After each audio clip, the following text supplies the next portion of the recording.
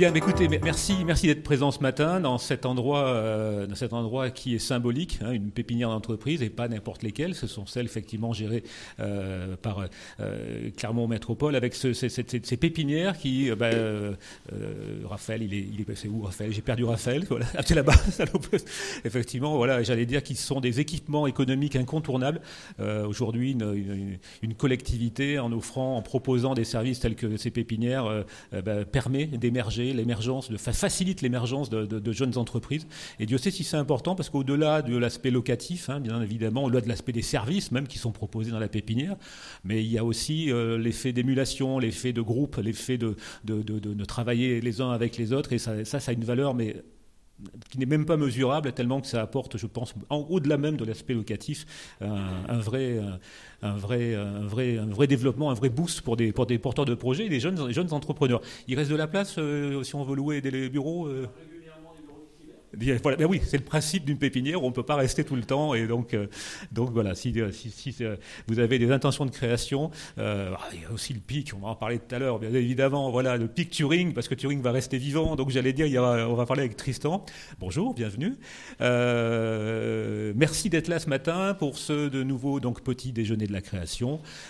C'est la 24e année. C'est pas Gilles qui va me démentir. On est quelque chose comme ça. On a créé ça sur un coin de table. Un jour, c'est Gilles qui a eu l'idée, on s'est dit tiens, ici d'ailleurs à Pascalis, oui c'est ça, parce que j'occupais quelque part un peu le poste qu'avait Raphaël, et puis effectivement ça s'est fait de manière, c'est un peu comme une idée, vous voyez, c'est marrant parce que c'est pour ça que je vous en parle, c'est parce que c'était une idée sur une coin de table et on n'avait aucune idée si ça pouvait être un vrai projet d'entreprise. Alors c'est pas une entreprise en l'occurrence, hein, c'est quelque chose dans lequel des acteurs se réunissent de manière spontanée et vraiment avec envie de partager avec vous des savoir-faire et un certain nombre de leurs petits secrets et tips de créateurs. Mais voilà, typiquement, on est parti d'une simple idée sur un coin de table et on s'est retrouvé 24 ans plus tard maintenant, près de, je ne sais plus combien de manifestations, je pense qu'il doit y avoir, je ne sais pas, il faudrait qu'on fasse le calcul, voilà. Oui, c'est ça. Pardi, c'est ça 240, voilà, 240 petits déjeuners, plus de 400 experts reçus, presque 5000 porteurs de projets qui ont été accueillis et effectivement, toujours le plaisir à vous retrouver pour chacun de ces petits déjeuners. Voilà, je vais faire court, je vais juste vous dire un chiffre. Je voudrais remercier monsieur le vice-président de Clermont Métropole qui est avec nous ce matin, effectivement en charge de l'économie, et merci de nous avoir rejoints. C'est aussi grâce à vous, parce qu'effectivement, c'est vous qui donnez cette impulsion-là, en nous accordant pendant 2 heures, effectivement, la présence dans cette salle. Je sais que la métropole a une action en termes de création d'entreprise qui est incontournable aujourd'hui. J'allais presque dire aujourd'hui, pour utiliser le slogan d'autres, que la porte naturelle de la création d'entreprise maintenant, c'est la métropole, hein, donc n'hésitez pas à aller voir les services de développement économique qui vous accueilleront toujours avec un grand plaisir. Juste un chiffre, et après on y va avec nos intervenants. En août, j'ai noté ce matin, en août, il y a eu 80 212 créations d'entreprises en France, c'est un nouveau record. On en est à 757 593 entreprises créées en France depuis janvier. C'est encore plus que l'année dernière, au même mois. Ça signifie quoi? Ça signifie qu'on est de nouveau reparti sur une croissance de création qui devrait dépasser le million 2 à la fin de l'année. Alors, il y a 2 facteurs à voir ça, je pense. Le premier facteur, on va l'éliminer, c'est l'aspect négatif. Bien évidemment, quand le chômage reprend, quand les tensions économiques se font sentir, beaucoup d'entre vous se tournent vers la création d'entreprise. Ça, c'est le facteur un peu négatif, on va dire, mais c'est le corollaire naturel. Mais aussi, c'est de voir que réellement aujourd'hui, c'est quelque chose d'ancré dans l'esprit de beaucoup de Français. C'est pas vous, je vais convaincre. Voilà, que la création d'entreprise, c'est une voie naturelle dans une carrière. On peut très bien être salarié, on peut très bien demain aller se mettre à son compte, on peut revenir salarié, on peut se créer, on peut faire de la reconversion une fois qu'on a atteint un âge de senior et qu'on se pose des questions sur sa carrière. On se dit tiens, j'ai un petit capital savoir-faire et si je l'utilisais pour une création d'entreprise, et ça c'est quelque chose d'important. Donc si vous êtes presque 1 million de créateurs, c'est aussi que ces petits déjeuners sont importants, comme beaucoup d'autres choses, hein, mais là je focus sur les petits déjeuners parce que ne nous voilez pas la face non plus. Et ça va faire le lien avec la thématique du jour, c'est que la moitié, voire les 2 tiers d'entre vous ne passeront pas la 5e année. Et ceux qui passeront la 5e année sont ceux qui se sont dit, tiens, et si finalement je j'avais pas la science infuse, hein, voilà, mais si j'allais chercher auprès d'autres personnes, d'autres experts, les petites choses qui feront que la différence va se faire. Et ça, je vous garantis, par expérience, que c'est vraiment en échangeant avec les autres à travers des clubs, des groupements, des rencontres avec d'autres entrepreneurs que vous allez passer ce petit cap, parce que parfois là, ça se joue à rien. Le premier sujet sur lequel on débute le nouveau cycle, hein, c'est la rentrée, sur lequel on va travailler ce matin, voilà. Dans lequel on va échanger, s'amuser, voilà, c'est effectivement comment on transforme une idée, une intuition, une envie, d'accord, comment on la transforme en vrai projet d'entreprise. Voilà, comment à un moment donné on peut passer de la simple idée à la réalité d'une entreprise, parce que ce n'est pas du tout aussi évident qu'il n'y paraît, et c'est probablement l'une des premières raisons de l'échec.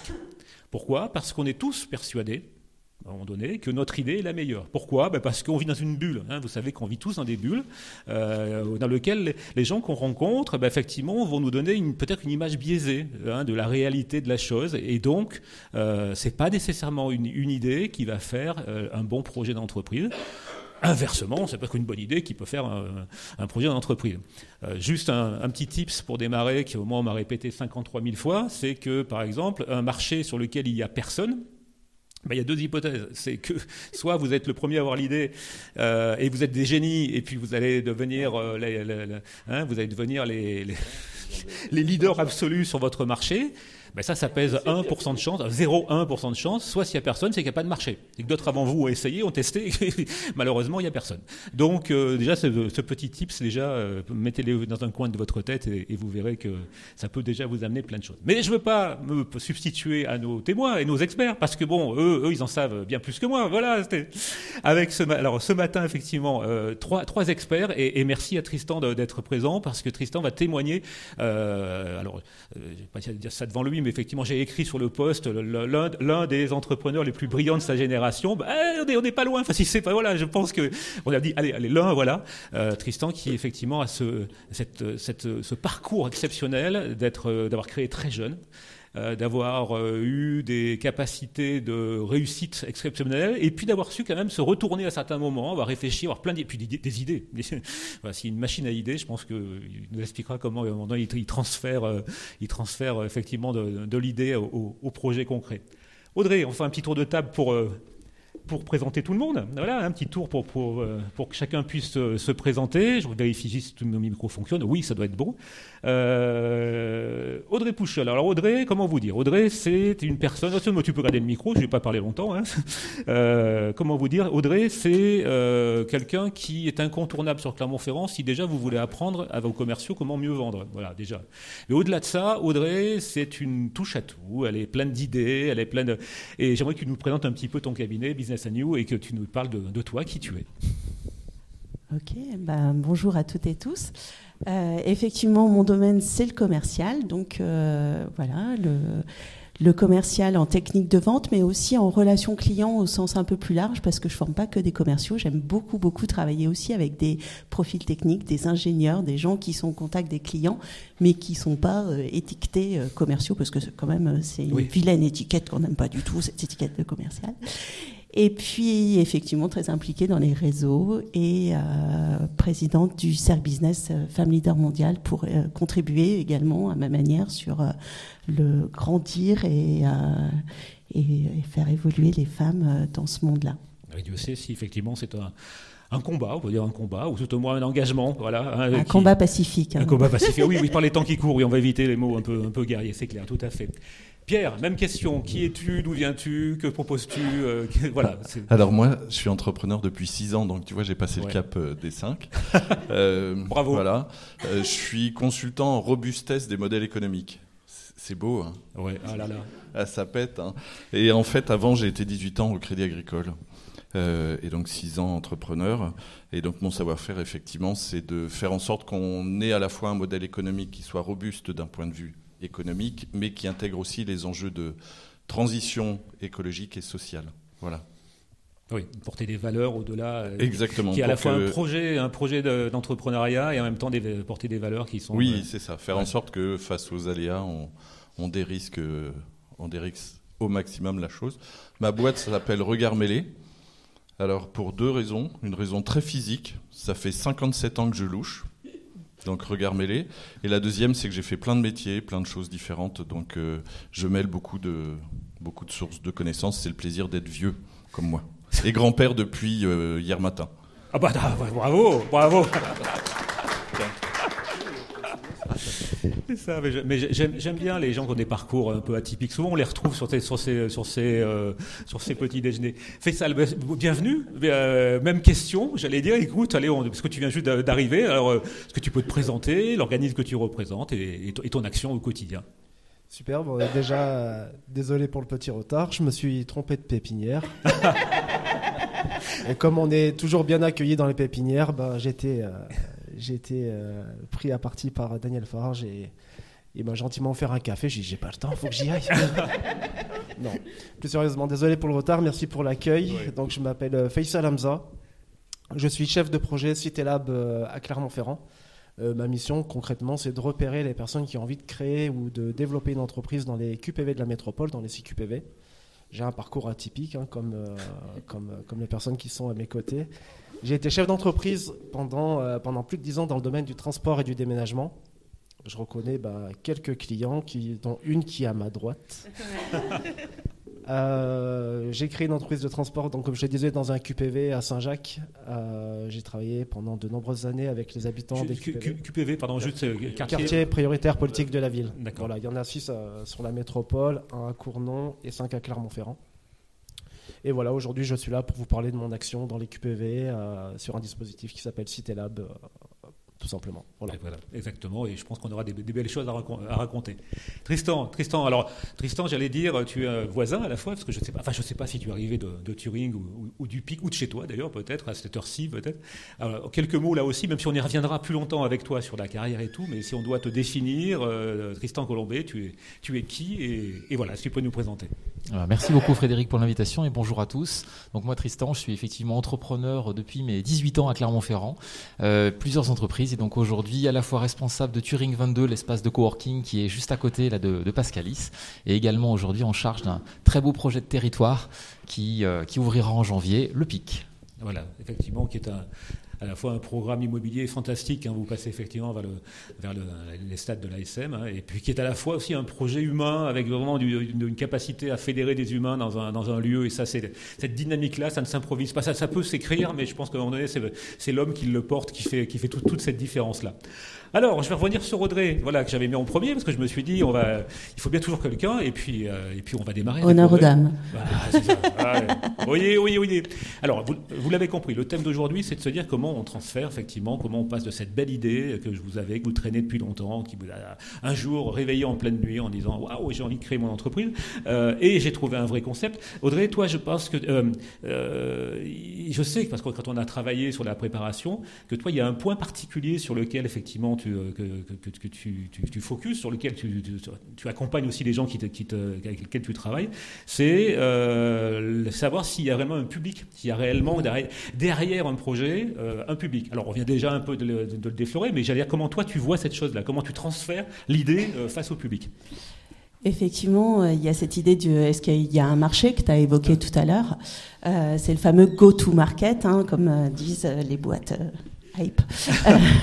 Je regarde Tristan quand je parle de boîte hype.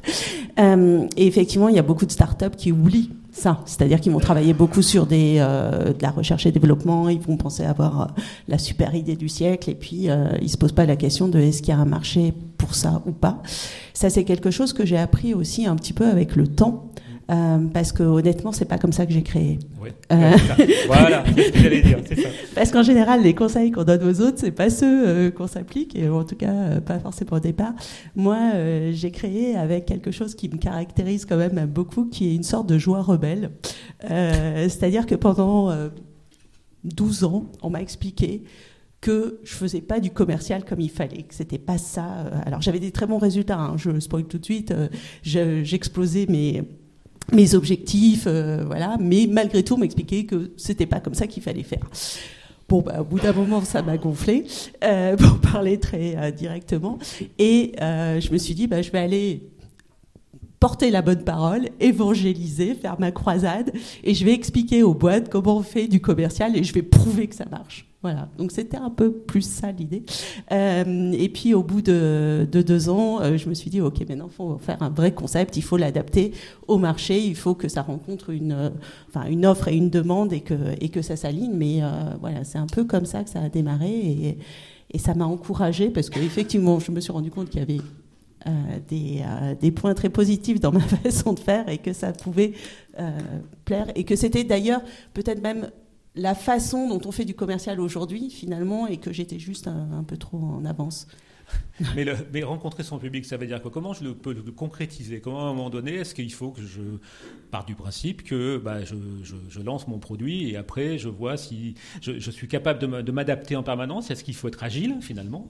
Se dire, les premiers mois de mon activité, je suis agile? Ou est-ce qu'il faut, avant, faire des études de marché? Comment tu verrais la chose, toi, aujourd'hui? Pour toi, hein, voilà. Après, on généralisera, c'est ça. Alors, idéalement, oui, il faut faire une étude de marché, il faut se poser des questions, il faut réfléchir, etc. Moi, je suis quelqu'un de très pragmatique, j'aime beaucoup le concret, j'aime beaucoup le terrain, l'opérationnel. Donc, je me suis plutôt confrontée directement à la vraie vie, un peu lâchée dans le grand bain. Et puis, il y a une aide fondamentale pour ça, tu l'as évoqué tout à l'heure, c'est le réseau quand même. Ouais, oui, c'est ça. C'est d'apprendre. Alors, je n'ai pas dit dans ma présentation, mais... moi, je viens d'une famille de fonctionnaires.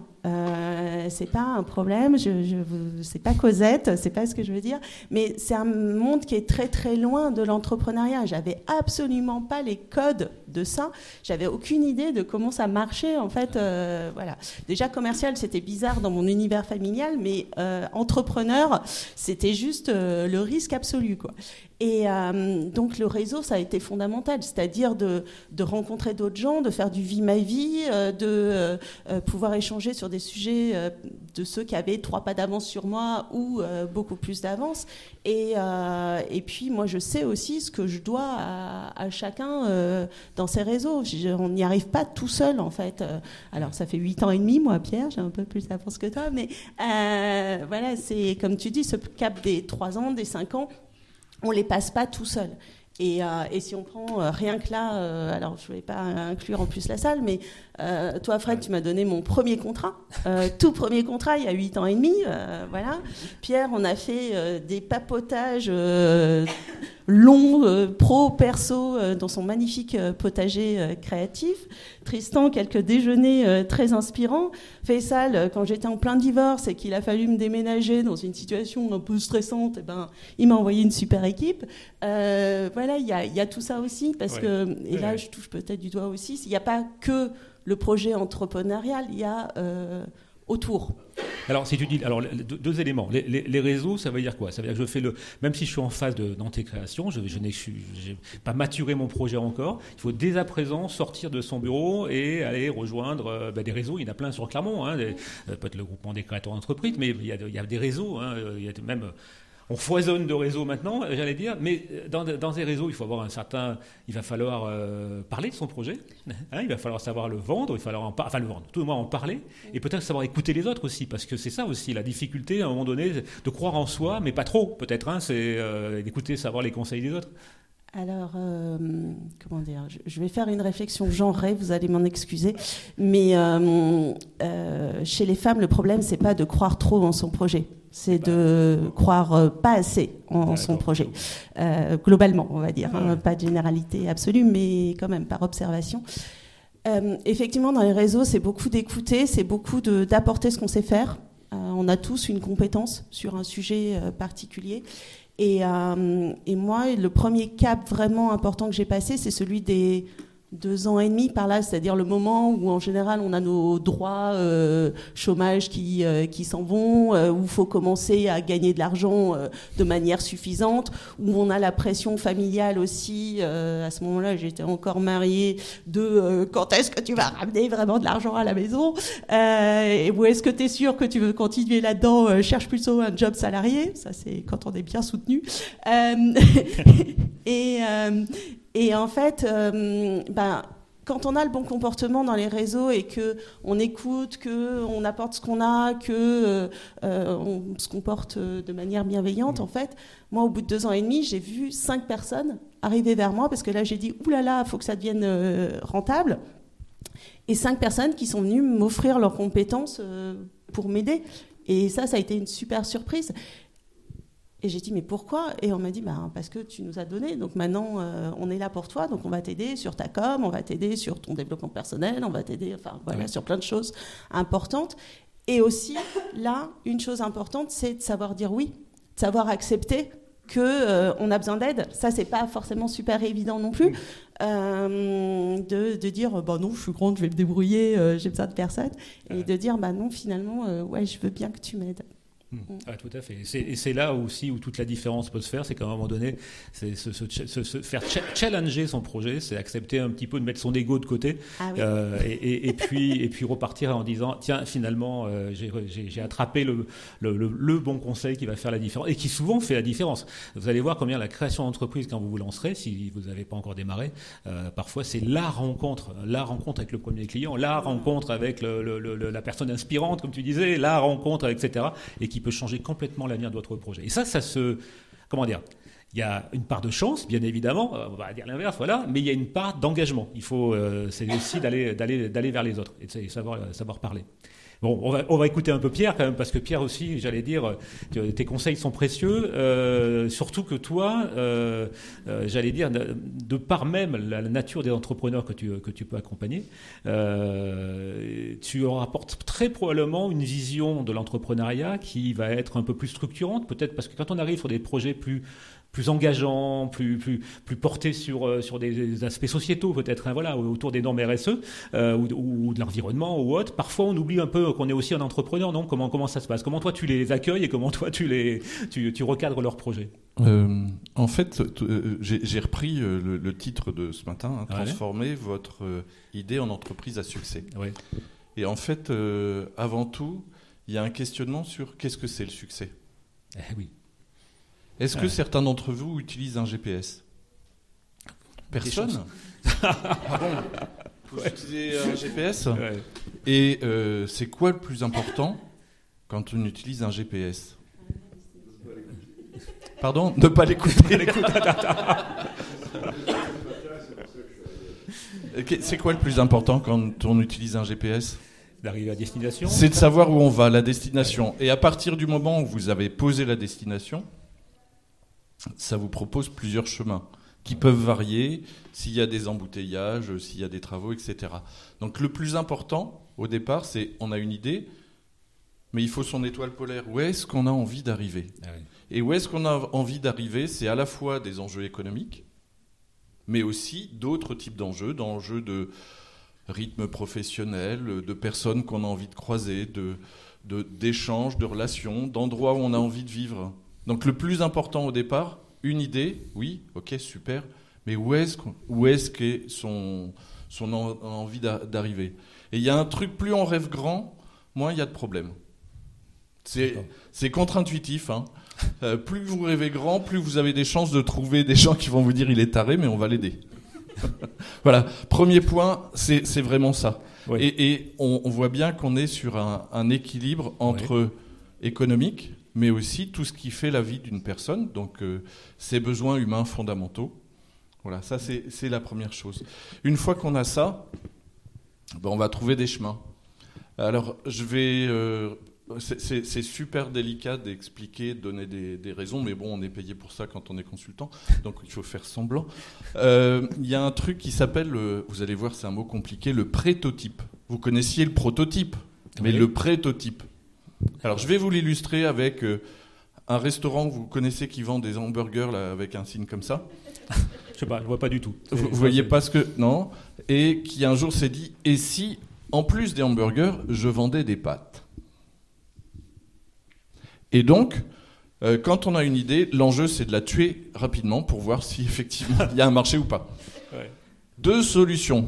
La solution des ingénieurs, ce qui est ma formation au départ, et ensuite la solution de quelqu'un qui est pragmatique, ma voisine et sans doute mes voisins. Solution des ingénieurs, d'accord, on va faire un focus group client, on va leur demander quelles pâtes ils aimeraient bien manger, et puis on va mettre 6 mois pour faire des recettes, on va aller avoir l'Imagrin, etc., enfin les gens du coin.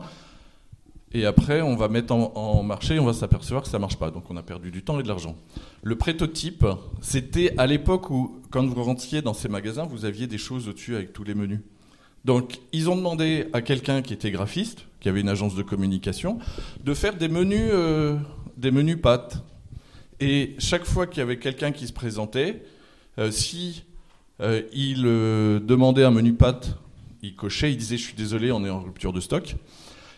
Et comme ça, à la fin de la semaine, ils se sont aperçus que c'était pas la peine de se casser la tête. Donc, essayez, dès que vous avez une idée, de trouver des dispositifs qui vous permettent de la tester et de l'oublier. Et des fois, quand on fait ça, il y en a d'autres qui arrivent. Voilà. Ça, c'est vraiment important. Et intégrer, dès le départ, les autres enjeux que l'enjeu purement économique et l'enjeu environnemental et social. C'est-à-dire que... ça coûte beaucoup moins cher de le mettre dans son modèle au départ parce que vous avez déjà réfléchi à quelles sont les énergies, les matières, les ressources dont on a besoin et qu'est-ce que ça va apporter. Est-ce que tu crois que ça répondait à ta question ? J'en sais rien. Je sais plus ce que je t'ai demandé. Donc voilà. Non, mais dans tous les cas, c'était pertinent. C'était le principal. Voilà. C'est ça. Et l'autre chose, parce que j'ai écouté ma voisine, oui. En fait... Moi, j'étais salarié entreprenant et un jour, je suis passé entrepreneur. Alors, j'ai une formation d'agriculture. Ensuite, j'étais journaliste et banquier. Vous voyez, c'est le truc hyper linéaire, super logique à expliquer. Qu'est-ce que tu fais ? Alors, qu'est-ce que tu fais exactement ? C'est ça. Et en fait, je croyais que je ne savais pas vendre et que je n'avais pas de réseau.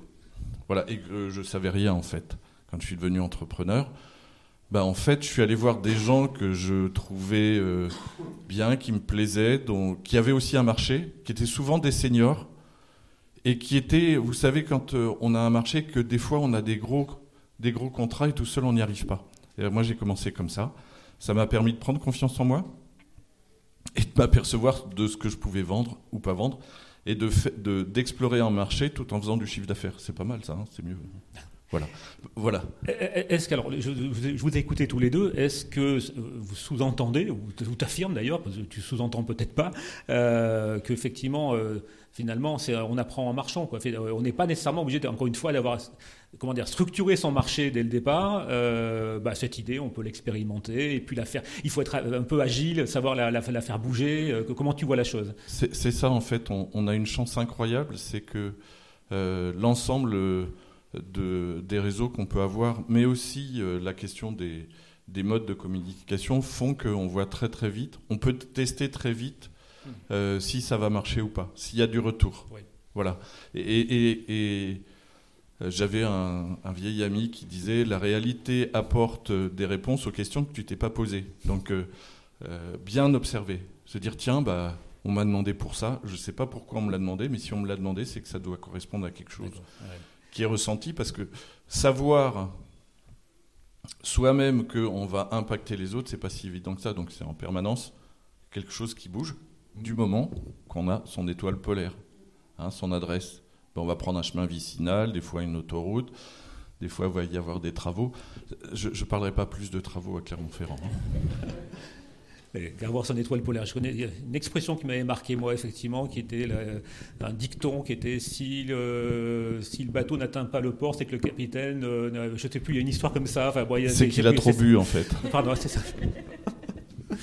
C'est ça. Merci Pierre, merci pour ton témoignage. Faisal, je me tourne vers toi maintenant parce que j'allais dire, toi aussi tu accompagnes beaucoup de porteurs de projets et puis tu as ta propre expertise, ta propre expérience. Est-ce que tu as ton étoile polaire toi aussi ? Quel genre de conseils tu pourrais donner à un porteur de projet qui va franchir ta porte et qui finalement va venir te solliciter ? Puis peut-être en deux mots vraiment pour débuter, si tu peux nous réexpliquer effectivement le concept de Cité Lab, voir qu'on comprenne bien effectivement en quoi ça consiste. Oui, donc en effet, il est important de commencer par le Cité Lab, vous expliquer en quoi consiste le Cité Lab. Donc déjà, Cité Lab, c'est un dispositif qui est financé par BPI, l'État et Clermont-Verne Métropole au titre de la politique de la ville. Le but, on sait que il y a des études aujourd'hui qui montrent que dans les QPV, dans les quartiers prioritaires politiques de la ville, il y a énormément de création d'entreprises. Et c'est là où il y en a le plus. Malheureusement, les personnes qui vont créer dans les QPV créent un petit peu dans leur coin. Donc elles ne vont pas avoir d'accompagnement, malgré qu'il y ait de nombreux dispositifs d'accompagnement qui sont déjà préfinancés. Elles n'ont pas connaissance de cette information-là. Et dans le cadre de Entrepreneuriat Quartier 2030, l'État a mis en place un dispositif qui existe depuis des années. Il y en a plus d'une centaine au niveau du territoire français. Des chefs de projet CitéLab. Donc nous, notre rôle, c'est simplement d'aller rencontrer les gens, de les repérer, de les accompagner et de les orienter. Donc aller à la rencontre des gens, c'est faire de l'aller vers. Donc pour faire de l'aller vers, il y a plusieurs moyens. Mobiliser un réseau, dire voilà, si vous connaissez des personnes qui ont besoin d'un petit coup de main pour créer une boîte, pour avoir les premiers conseils, etc. Vous pouvez me contacter. J'essaye de me rendre le plus disponible possible, pas toujours facile, mais généralement, premier contact, il est entre 48 et 72 heures, premier rendez-vous. D'accord. Ouais. Ce qui est important dans une démarche de création d'entreprise. Ensuite, ça va être mobiliser le réseau personnel, aller dans l'espace public. Parfois, je vais faire les marchés le vendredi matin pour rencontrer des personnes qui sont déjà sur place, des gens qui se baladent pour dire tiens, je vais acheter du tissu, vous êtes couturière, est-ce que ça vous dit, on se rencontre, on en parle, etc. Et le but, c'est vraiment de rencontrer les gens.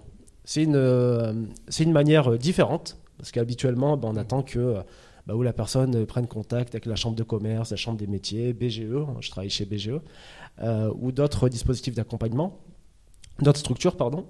Et là, on va rencontrer les gens dans l'espace public. J'ai commencé le 3 février donc de cette année. À l'heure actuelle, j'ai repéré et accompagné 85 personnes. Donc c'est très positif et c'est très encourageant pour la fin d'année. Voilà ce que c'est CitéLab. Donc c'est vraiment repérer les personnes, les accompagner, les orienter. BGE, CIDFF, expert comptable, je vois Yann qui est parmi nous. Je vais mobiliser un réseau d'acteurs, des assureurs, des banquiers. Je travaille avec la mairie de Clermont-Ferrand, la mairie de Cournon pour les recherches de locaux. J'accompagne les porteurs de projets jusqu'à la visite et la signature du bail aujourd'hui. Donc c'est vraiment un rôle de facilitateur jusqu'à la création d'entreprise ou la réorientation professionnelle. Il peut m'arriver de désamorcer des projets parce que économiquement, comme vous l'avez dit, le projet n'est pas toujours en adéquation avec la réalité. Et il peut m'arriver de désamorcer, de réorienter vers le monde du travail. Voilà, tout simplement. Donc voilà ce que c'est CitéLab aujourd'hui. Ce qui est déjà pas mal, effectivement, au niveau d'une journée de 24 heures, ça fait déjà effectivement du travail. Et alors, à un moment donné, effectivement, tu identifies donc des porteurs de projets qui sont demeurant plus ou moins avancés dans leur réflexion, voire peut-être même des primo-réflexions, ils ont juste une idée. Et quelles sont pour toi les étapes importantes sur lesquelles, justement, on peut passer de cette simple idée, simple intuition, tu parlais, tiens, et si je vendais du tissu, effectivement, à réellement, ça te dit, tiens, il y a un modèle, il y a quelque chose. Comment ça se passe? C'est quoi les grandes étapes?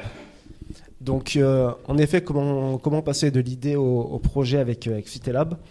En fait, c'est plusieurs petits rendez-vous. CitéLab, il n'y a pas de signature, on ne va pas contractualiser un accompagnement avec le porteur. Donc, il y a une relation de confiance qui va s'installer. Et au fur et à mesure, donc, tu disais, est-ce qu'il y a des personnes qui viennent avec une idée? Des fois, j'ai des personnes qui n'ont même pas d'idée, qui ont simplement l'intention de créer une entreprise, mais ils ne savent pas réellement dans quoi. Donc, on va réfléchir. Audrey parlait du réseau. C'est quoi votre réseau? Est-ce qu'il est aussi petit que ce que vous pensez? Comprendre l'intérêt du réseau, quel est votre réseau, combien de personnes sont autour de vous aujourd'hui, combien de personnes peuvent vous accompagner jusqu'à la création d'entreprise, au développement de votre entreprise, au développement économique, etc. Et finalement, on donne confiance à tous ces porteurs.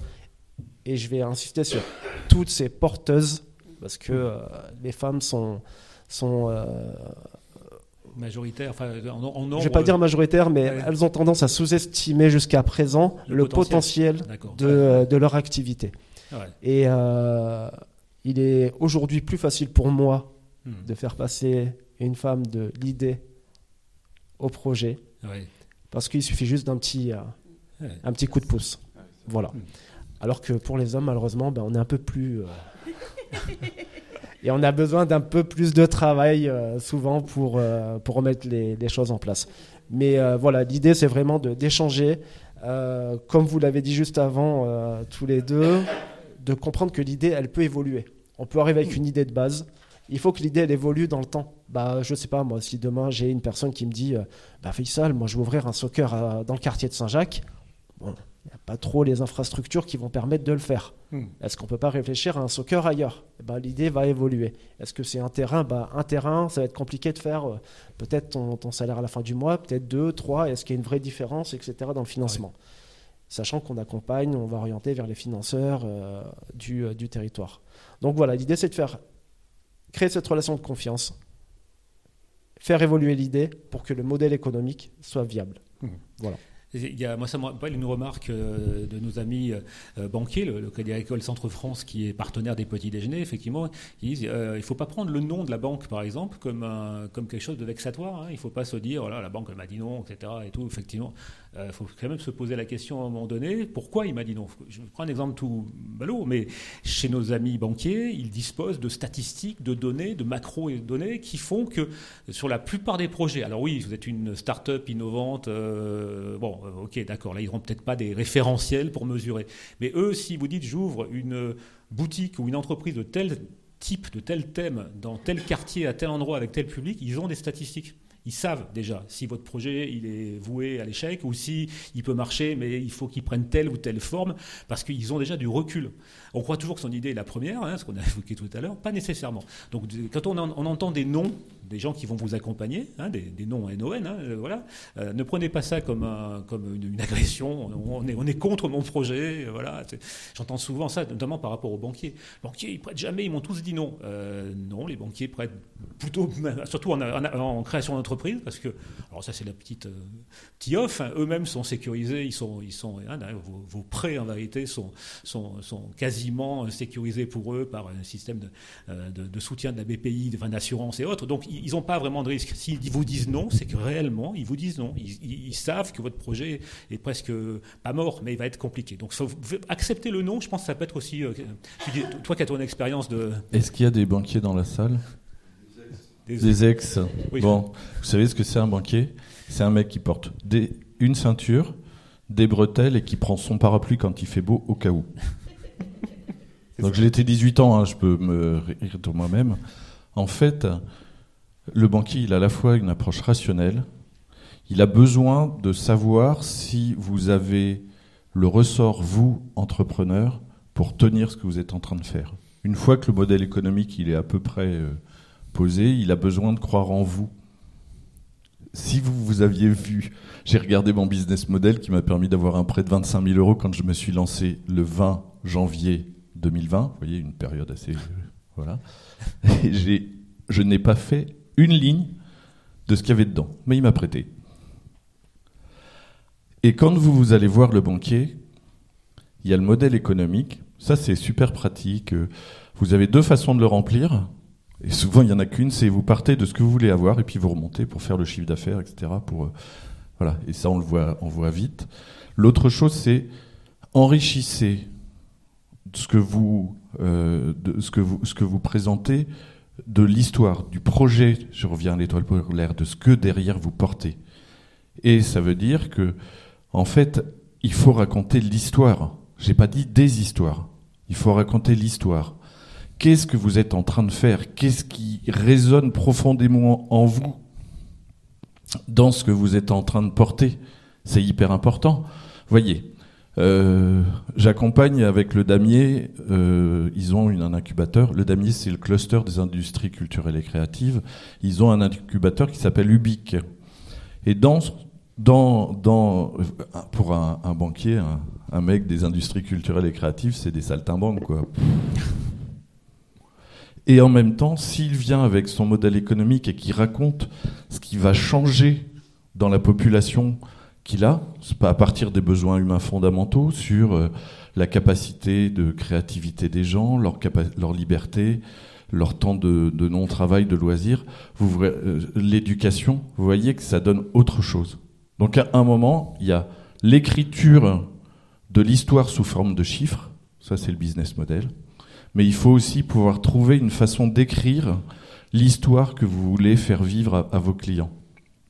Voilà, après, on trouve des gens qui vous permettent, alors c'est pas du tout pour...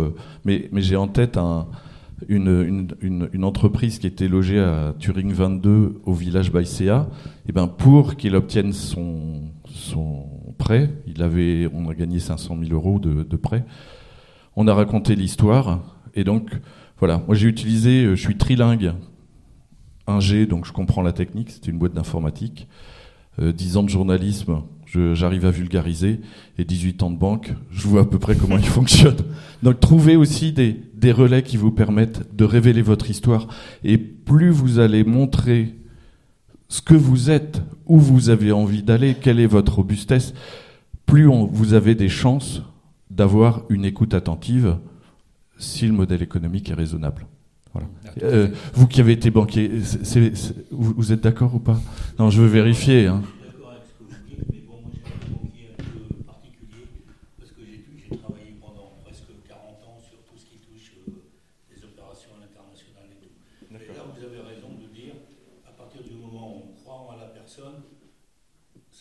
Moi, j'ai accompagné quelqu'un, je vais vous dire où il allait travailler à l'export, au Mali. Pas un pays facile, hein. Il travaillait avec 3 pays, Mali, Algérie d'abord, Mali et Rwanda. Je l'ai toujours accompagné et soutenu pour trouver les soutiens qu'il fallait pour aller dans ces pays. Il aurait pu prendre le Burkina Faso en plus, ça aurait été rigolo. Non, c'était pas un gros truc, il faisait que 6 millions de chiffre d'affaires. Mais effectivement, ce que vous dites est très vrai. Quand j'étais directeur d'agence, j'ai embauché comme attaché commercial quelqu'un qui écrivait des romans parce qu'il racontait des belles histoires à mes clients, en fait. Et je suis passé de la meilleure agence Île-de-France en l'espace d'1 an avec quelqu'un dont mon directeur général m'avait dit vous interdit de le recruter, il n'a pas le profil.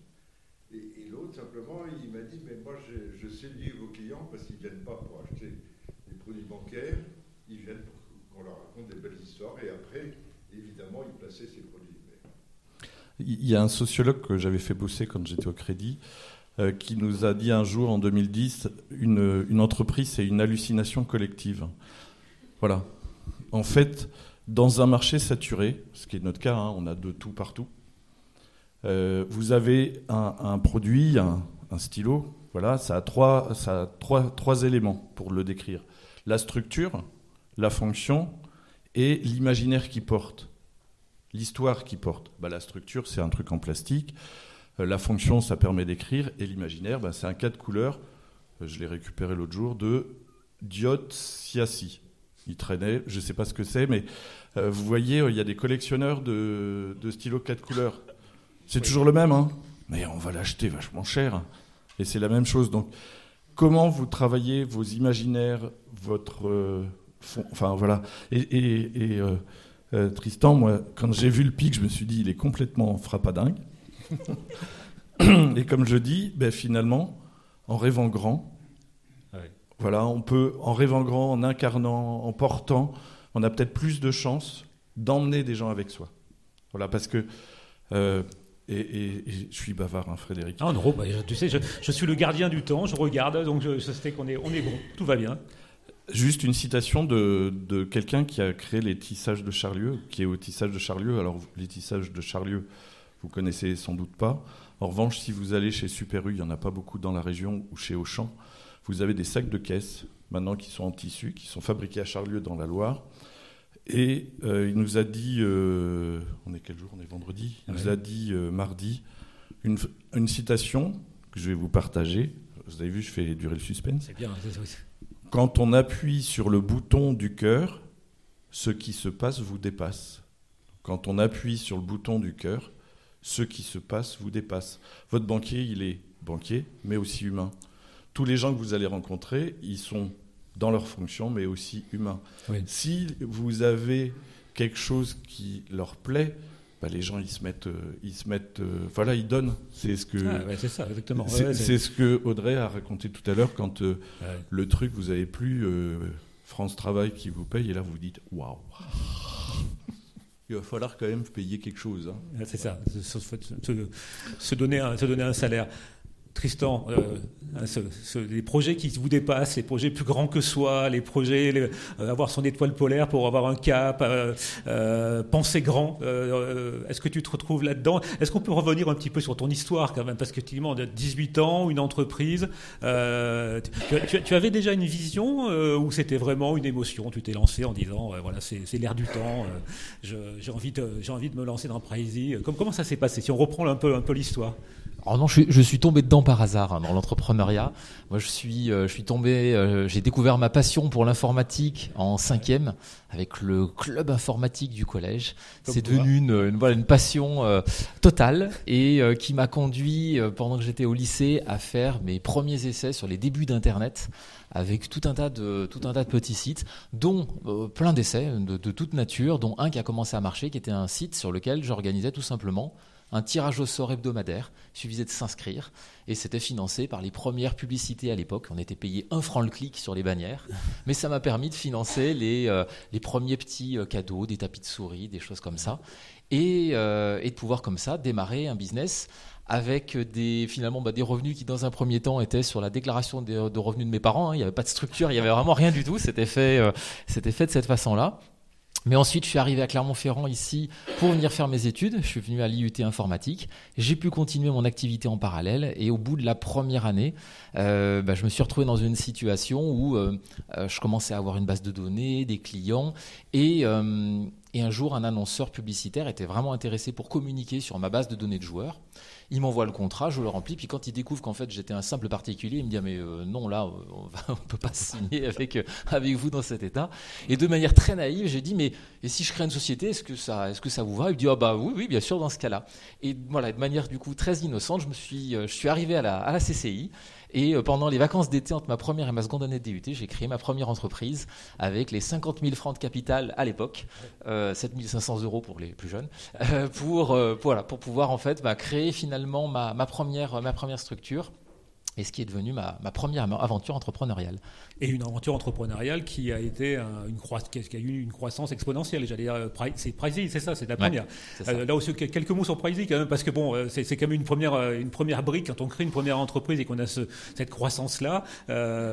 C'est hyper intéressant pour un porteur de projet de mesurer un peu ce que c'est qu'un parcours d'une success story.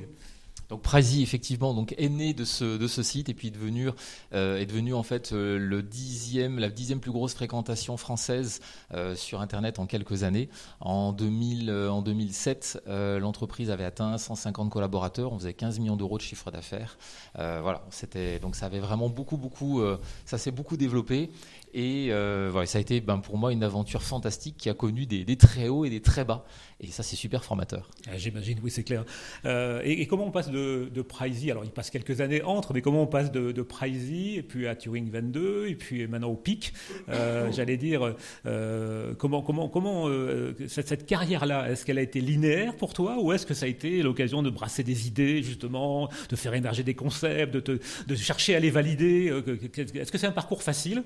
Est-ce que tu avais ton cap, ton étoile polaire, ou est-ce que tu as su être agile là aussi et rebondir en fonction des aléas, des choses positives, des rencontres? Alors ça a plutôt été une logique en effet plus opportuniste, en fonction des idées, en fonction des perspectives qui se sont présentées, en étant beaucoup en effet dans cette logique d'agilité. À un moment donné, de pouvoir profiter de quelque chose qui marche, capitaliser dessus et puis être à l'écoute des différentes possibilités.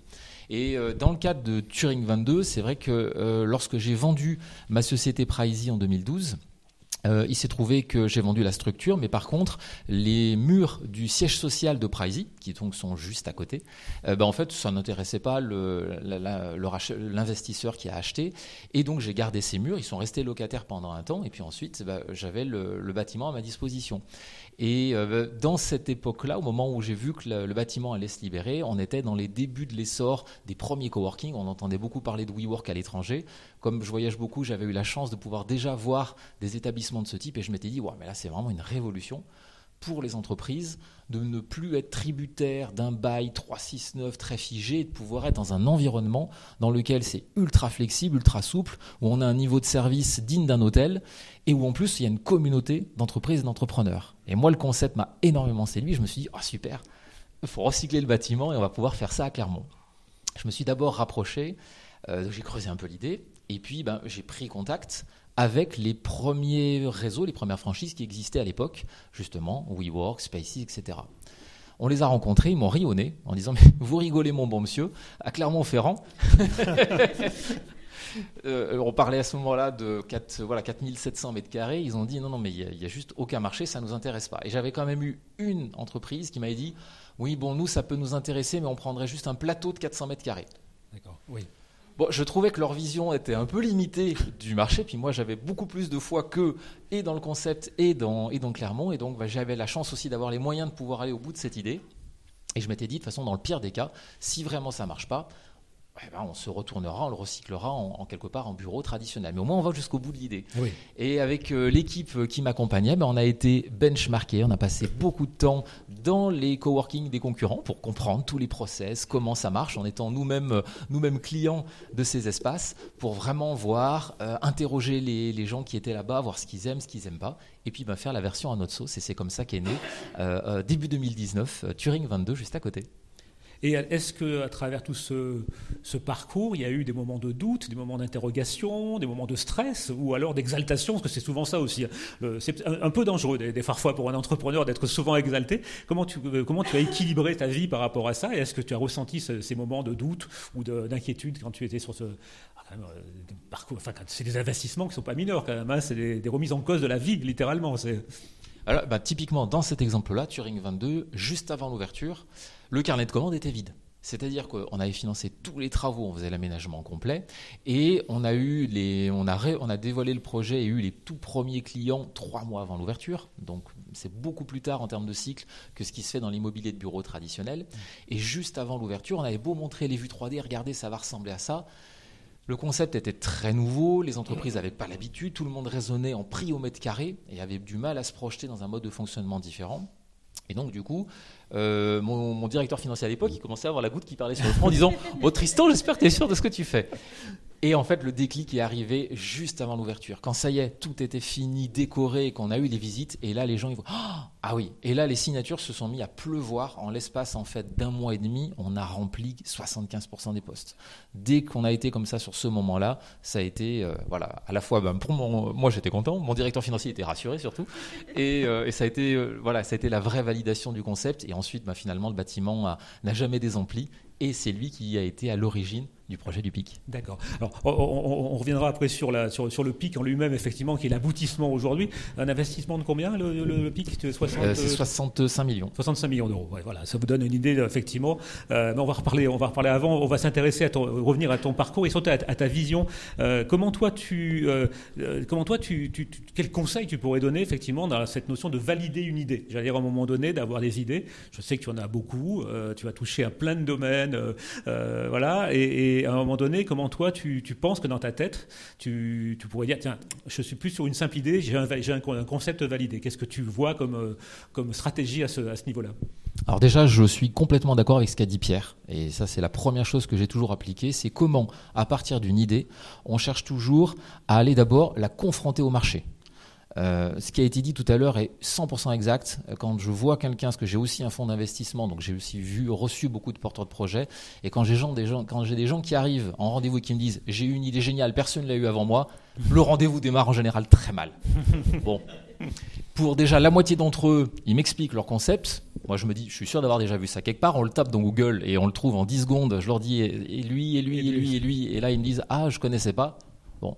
Voilà, donc déjà on vérifie, effectivement on cherche qui a déjà eu la même idée que vous avant, parce qu'il est effectivement statistiquement improbable qu'elle n'ait pas déjà eu lieu, et en effet on cherche à comprendre en quoi elle se différencie, comment elle peut avoir du sens sur le marché. Et ensuite, c'est comment on la ramène à son essence pour pouvoir aller la confronter concrètement au public.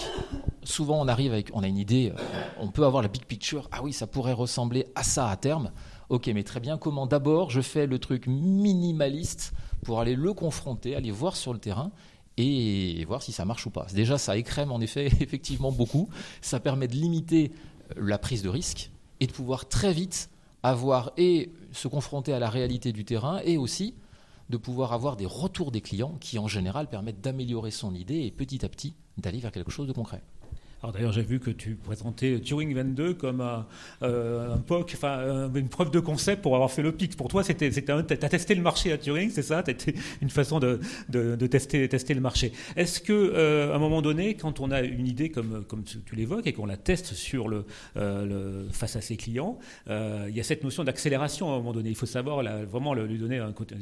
Utiliser un mot, comme je disais, un mot scalable, voilà, c'est le mot qu'on utilise. Est-ce que c'est un moment, comment ça se passe à ce moment-là? Est-ce que c'est là où finalement on est vraiment confronté à la réalité du marché parce qu'on l'a testé, quelques clients, parfois quelques trop proches, des amis, des choses comme ça, on croit à son marché. Est-ce que là aussi, ce gap, à un moment donné, de transformer une idée validée un peu par une preuve de concept, est-ce que c'est compliqué après de la rendre scalable, de la rendre diffusable et puis de grandir, de grossir rapidement? Alors, finalement, moi je trouve que c'est la partie la plus fun, la plus cool. Moi, c'est ce que j'adore dans ce que je fais. C'est toujours effectivement quand à un moment donné on a un bout d'idée qui commence à démarrer et qu'ensuite on ajoute les briques une par une pour en effet le scaler. Il n'y a pas un avant et un après en fait. Au quotidien, c'est une multitude de choses qu'on fait qui font qu'on passe de 1 à 2, à 4, à 8, etc. Et en fait, c'est l'enchaînement de ces étapes. Et en effet, il peut y avoir à n'importe quel moment, un moment où on se dit « Oups, ah bah là finalement, on a raté le passage de 8 à 16 ou celui d'après. » Mais tant que ça continue, on avance. J'ai eu la chance d'avoir des entreprises qui, comme ça, ça a été le cas de Pricey, doublé de chiffre d'affaires tous les ans pendant presque 10 ans. Et puis parfois, ça n'a pas été le cas du tout. J'ai eu aussi des entreprises où à un moment donné, je suis monté. Je croyais tellement à la scalabilité que très vite j'ai structuré des grosses équipes, etc. Ça a été le cas pour une des entreprises Dom Raider, où on s'est retrouvé à 50 collaborateurs pour vendre des noms de domaine expirés. Et puis là, par contre, à un moment donné, j'ai été trop vite. La réalité, c'était que la taille de marché sur quelque chose de très spécifique, même à l'international, était trop petite pour pouvoir absorber autant de monde et autant de croissance. Donc, en fait, c'est fin d'arriver à trouver ce bon dosage de comment on progresse. Mais une des clés pour répondre précisément à ta question, c'est surtout s'entourer. C'est qu'au départ, plus on est petit, indépendant et capable de faire à peu près tout soi-même, plus on gagne du temps et on peut tester vite. Mais dès qu'on commence à grossir, bien sûr, la clé, c'est de trouver les gens plus compétents que nous qui peuvent nous entourer pour justement aider à développer la structure. Oui, ça va bien s'entourer. Pierre, tu voulais réagir? Alors, est-ce qu'il y en a parmi vous qui aiment les maths? Tu as fini avec tes questions. Il y a deux banquiers déjà. Bon, voilà. On peut être banquier sans aimer les maths. Hein. La machine, elle calcule très bien. En fait, je vais vous livrer un secret. C'est une équation quand on lance un projet. EX carré. C'est tout. Alors, EX carré, ça veut dire qu'un projet, on passe d'une idée à une entreprise, si possible à succès, si on a à la fois une posture d'explorateur et d'exploitant. EX, explorateur, exploitant, EX carré. C'est-à-dire qu'en permanence, il faut avoir un regard sur j'ouvre et un regard je sécurise. Et les deux sont hyper importants. Alors, par rapport à la scalabilité, soit des fois on est vraiment très très marqué explorateur, on ne supporte pas les exploitants, parce qu'ils nous veulent des process, ils te posent des questions, il faut faire des machins. Donc, à un moment, quand l'aspect monter en taille, c'est savoir aussi ce qu'on est soi-même, si on est explorateur, si on est exploitant. Si on a les deux, alors là c'est schizophrène, mais ça peut exister. C'est l'entrepreneur, ouais. Mais parfois, il faut savoir s'entourer. Donc, la chose, quand on a une idée, très souvent, c'est que ah ouais, elle est belle mon idée. Oh, qu'est-ce qu'elle est belle, je la couve. J'arrive à un petit niveau parce que je suis au bout de ce que je suis capable de faire. Et pour l'élargir, il faut trouver quelqu'un qui va vous dire alors, structurellement. Souvent, des aides comme toi permettent structurellement. D'accord, c'est ta gouvernance, ta trésor, etc. Donc, n'hésitez pas à savoir dans quelle posture vous êtes à quel instant. Explorateur, exploitant. Et c'est plus facile de trouver des gens qui vont vous aider à être exploitant quand vous êtes explorateur. Voilà. Et voilà, c'est peut-être un peu... moi, je t'écoutais tout à l'heure, je me disais, mais... qu'est-ce que tu aimes chez les gens que tu rencontres? Et qu'est-ce que tu penses leur apporter, toi ? Ah oui, c'est une bonne... Non mais Pierre, je vais te laisser le micro, vas-y Pierre, j'allais m'asseoir en face. Non, mais la question est super intéressante. Oui, fais ça, pardon. Alors c'est vrai que si réellement je développais, on n'aurait plus le temps d'aller au café, on serait directement au déjeuner. Mais ce que j'aime dans les personnes que je rencontre, c'est cette diversité d'idées. Je peux passer du jour au lendemain, d'un rendez-vous à l'autre, d'un apiculteur à un barbeur, etc. Il y a une passion pour toutes les personnes que j'accompagne.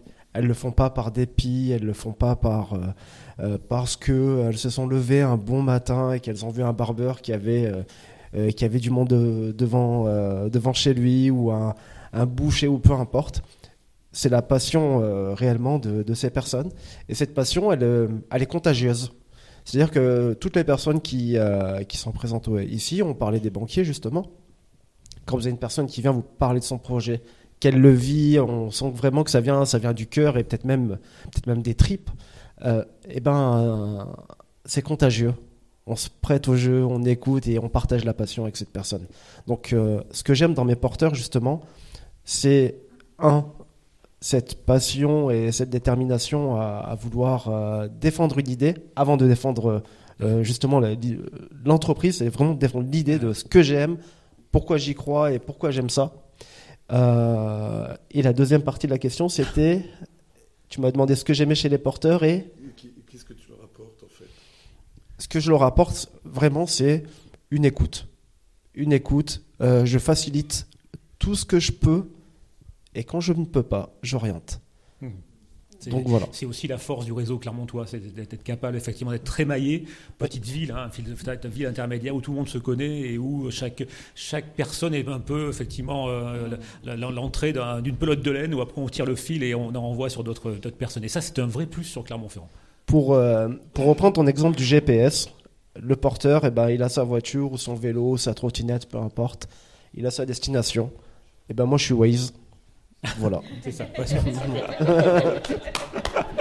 Alors, avant de revenir sur Tristan, Audrey, je voudrais revenir sur un concept qu'on avait évoqué hier. D'accord, là, tu m'as parlé des petits cailloux. Et je trouve que c'est hyper intéressant pour passer de l'idée au concept. C'est-à-dire qu'à un moment donné, c'est de se dire, il n'y a pas qu'une idée, mais il y a un petit caillou à gratter. Enfin, il y a un petit truc qu'est-ce que j'apporte vraiment à mon public ? Parce que c'est pas le tout de dire j'ai une idée, mais est-ce que ça correspond vraiment à quelque chose à gratouner, qui crée une petite friction chez ton client potentiel et dont tu vas porter la solution. Ouais, ça c'est un concept que moi j'adore, c'est le caillou dans la chaussure. C'est-à-dire que le meilleur moyen de convaincre quelqu'un qu'on va l'aider, c'est de trouver quel est son problème. Ce petit caillou qu'on a dans la chaussure, là, que des fois il fait mal, mais des fois on l'oublie un peu, on a appris à fonctionner avec. Mais quand on arrive à lui faire exprimer quel est son caillou, quel est le truc qui l'enquiquine au quotidien, et que on va pouvoir lui dire ah bah ouais, ce serait chouette si on enlevait ce caillou et justement j'ai une solution qui va t'aider là. C'est le meilleur moyen en fait et tous les projets qu'on a là, ils répondent en fait à un besoin. Mais qui n'est pas un besoin de confort supplémentaire, ça marche un petit peu, mais c'est surtout quel problème je vais pouvoir enlever, ça fait passer les gens beaucoup plus facilement à l'action, parce que c'est toujours très coûteux de passer à l'action. Donc les gens, ils préfèrent toujours une situation un peu bancale, mais dans laquelle on connaît, on est bien, on est installé, plutôt que de faire l'effort de changer ou d'aller chercher quelque chose. Et puis, ça me permet aussi d'apporter une petite nuance, parce que l'exemple de Tristan est formidable, parce qu'il a vraiment beaucoup d'idées, et des idées souvent un peu en avance de phase et très innovantes. C'est pas le cas de tout le monde. Et c'est pas très grave, j'allais dire, on peut aussi ne pas avoir ce foisonnement d'idées et trouver quand même des fonctionnements, parce que les idées, on l'avait évoqué aussi, ça peut venir des autres. Et ça, c'est des fois, il y a des prospects, ils arrivent avec leur propre idée, c'est-à-dire qu'ils arrivent et ils disent Audrey, voilà mon caillou, et viens m'aider à l'enlever, quoi. Et ça, c'est très surprenant, et encore une fois, peut-être que je vais parler plus en tant que femme ici, mais souvent, les fois où on m'a proposé ça, c'est des choses auxquelles j'aurais même pas pensé. C'est-à-dire que j'avais pas pensé à la solution, mais j'avais pas pensé que moi, j'étais capable d'aller leur apporter cette solution-là. Et quand ils arrivent, ma première réflexion, c'est de me dire « Oh, c'est génial !» c'est pas pour moi, mais c'est génial.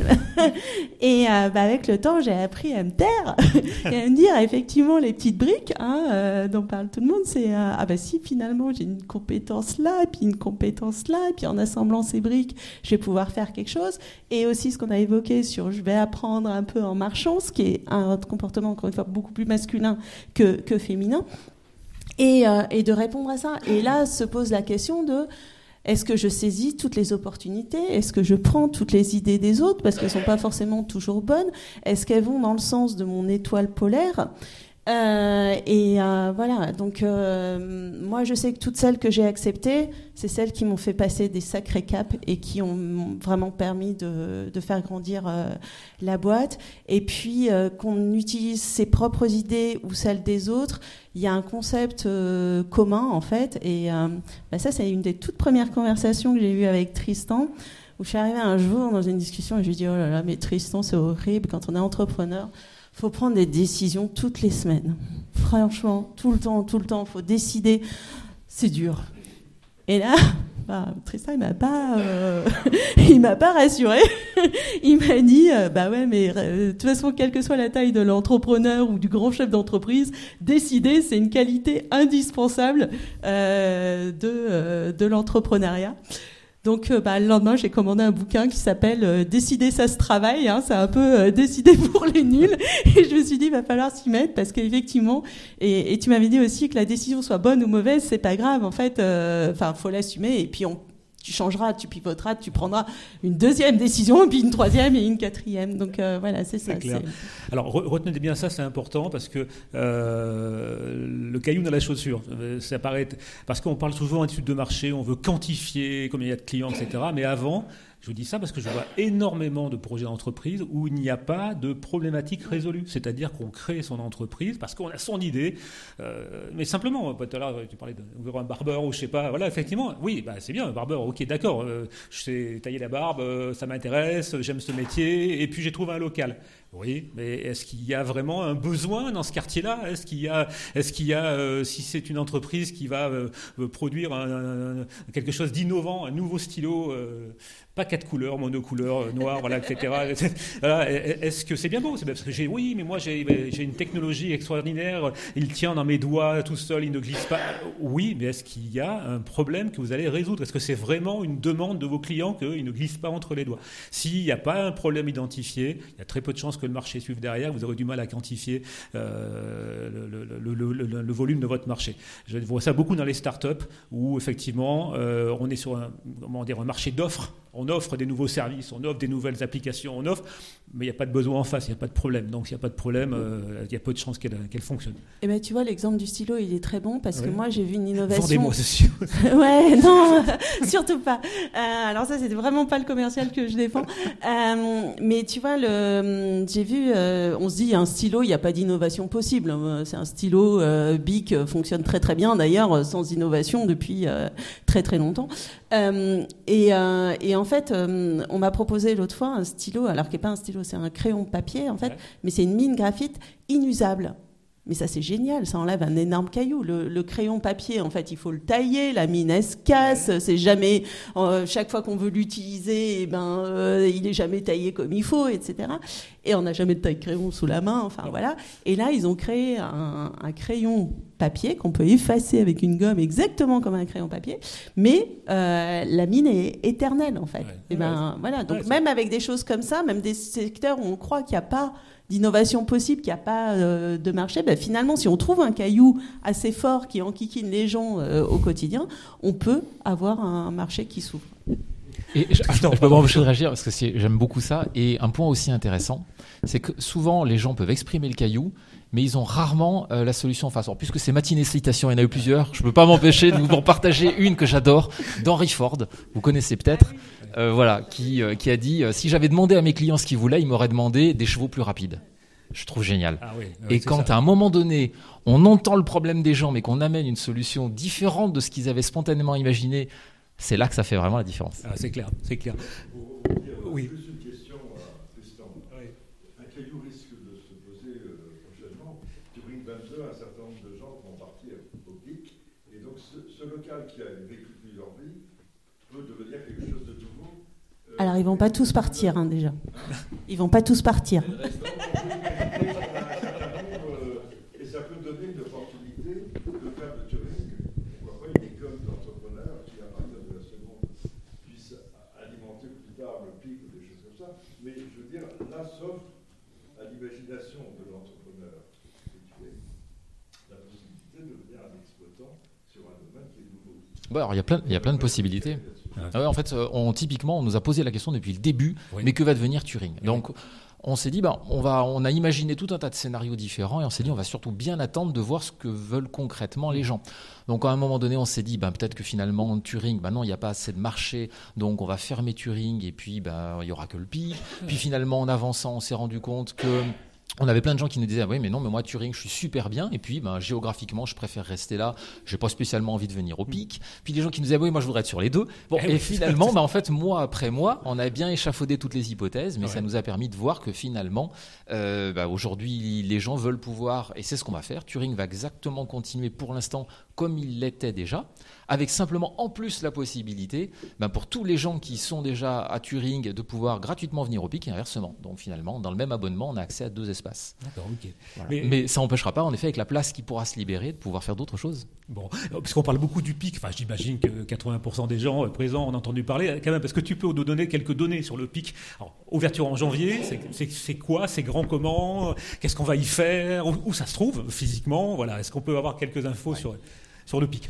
Donc le PIC, ce sera tout simplement le plus grand coworking de France. Il va ouvrir donc en janvier sur le parc Catarou. On est juste derrière le stade Marcel Michelin et on est l'une des briques du grand projet du Michelin Innovation Park qui va jusqu'au quartier des pistes et qui est un méga projet de transformation des friches industrielles Michelin en quelque chose de plus grand. Et en fait, on est l'une de ces briques. Au sein du PIC, vous allez trouver aussi bien donc des postes de travail en ultra flexibilité comme à Turing, 2400 postes, 400 entreprises présentes. On va aussi avoir un food court ouvert au grand public avec 8 restaurants, une salle de spectacle, un co-living avec 97 chambres d'hôtel. Il y a plein de choses en un seul espace. Et l'idée, c'est vraiment d'en faire un outil pour le territoire, un outil de rassemblement pour toutes les forces économiques, les forces entrepreneuriales, pouvoir en fait faire bénéficier l'écosystème déjà actif de Clermont. Aujourd'hui, les pépinières en sont l'illustration, et de pouvoir encore plus donner des occasions de réseau, de développement, de rencontres, parce qu'on en a parlé un peu aujourd'hui. Une des clés à un moment donné pour développer le business, c'est les belles rencontres qui vont faire que justement on va trouver avec qui on s'associe, avec qui est-ce qu'on va embaucher, et c'est ça qui est essentiel pour se développer. Alors tu es en train de nous dire qu'à l'époque de l'intelligence artificielle, le retour à l'humain aussi, il faut trouver cet équilibre entre le 100% digital et le 100% humain. Il faut trouver juste sur ce projet PIC quand même, parce que c'est quand même quelque chose qui est fantastique. Cette idée-là, elle naît d'une logique ou d'une intuition ? Est-ce que tu t'es dit à un moment donné, déjà, quand Turing a commencé à s'installer, à se poser, est-ce que tu t'es pas dit à un moment donné, c'est bien, aujourd'hui je peux pas dire que tu vas aller jusqu'à la retraite, parce que tu étais encore très jeune, mais c'est bien, ce projet, ou est-ce que c'était, attends, qu'est-ce que je peux faire pour passer l'étape ? Est-ce que tu as écouté ton intuition ou le marché à ce moment-là ? Comment ça s'est passé ? 3 choses finalement, logique, intuition, rencontre. La première, c'est Turing était plein. Et je voyais qu'on avait de la demande, que vraiment le modèle était en train d'évoluer. Donc il y avait une réelle demande et j'avais pas de possibilité de pousser les murs. D'abord, on a étudié des extensions du Turing actuel, comment on pouvait grandir peut-être sur des terrains à proximité. On a creusé ces pistes-là et malheureusement, pas de possibilité. Ensuite, moi, je prends énormément d'inspiration dans les voyages, les rencontres. Je passe ma vie en fait en permanence, même en vacances, je peux pas m'empêcher quand j'arrive dans un lieu, de voir comment c'est fait, de m'intéresser, comment ça marche, de benchmarker. Et j'avais eu la chance de voir des tendances justement à l'étranger, aux États-Unis, aux Émirats, en Asie, justement de ce besoin toujours plus de services, toujours plus de flexibilité et de réseau. Et donc je voyais qu'à Turing, il nous manquait la dimension hôtellerie, il nous manquait la dimension restauration, et il fallait pouvoir aller plus grand. Et ensuite, la clé, ça a été une rencontre avec Pascal Coinon, qui est donc un Michelin qui dirigeait à l'époque le projet encore confidentiel du parc Kataroux. Il m'a expliqué, lui, les problématiques et les enjeux qu'il avait. Moi, je lui ai exposé le projet et il y a eu un vrai match humain. Là, pour le coup, c'est une vraie rencontre et qui s'est fait d'ailleurs par les services de la métropole, la mise en relation initiale. En même temps, Pascal Coinon, c'était l'ancien directeur de la compétition. Ouais, de la compétition, donc, je pense qu'il a guide rouge. Il a fait beaucoup de choses. Ouais, c'est clair. Et voilà, donc il y a eu un super match humain. Et puis, on a d'abord ensemble esquissé les premiers mois un bout de projet avant de le présenter et de le soumettre à un parterre plus large de partenaires publics-privés. Puis ensuite, de monter tout ce qui a permis de pouvoir faire l'aboutissement du projet et son financement. C'est une belle transformation d'idées, j'allais dire, d'intuition, pour une partie, tu l'as dit, effectivement, et de rencontres humaines. Là aussi, ça nous ramène effectivement au réseau, ça nous ramène à ce qui a été dit, la capacité à écouter les autres, à aller chercher les bonnes idées et à les transformer derrière. Ce que je vous propose, effectivement, c'est d'en conclure là, parce qu'on pourrait aller très loin. Et vous savez que les petits déjeuners de la création, il y a une deuxième partie derrière, qui est un moment convivial autour d'un café, où là, vous allez pouvoir plus individuellement poser vos questions. On ne fait plus de questions-réponses à la salle, parce que c'est plus facile d'aller parler directement de petits cailloux avec Audrey, de quartier prioritaire de la ville avec Faisal, voilà, donc, de ce que vous voulez. Ou alors, si vous avez envie de passer une demi-heure à écouter Pierre... J'ai été démasqué. Voilà, ou de prolonger, ou de réserver un bureau à la Pépinière ou au Pic, c'est votre choix. Je vous propose qu'on applaudisse nos intervenants. Merci pour eux.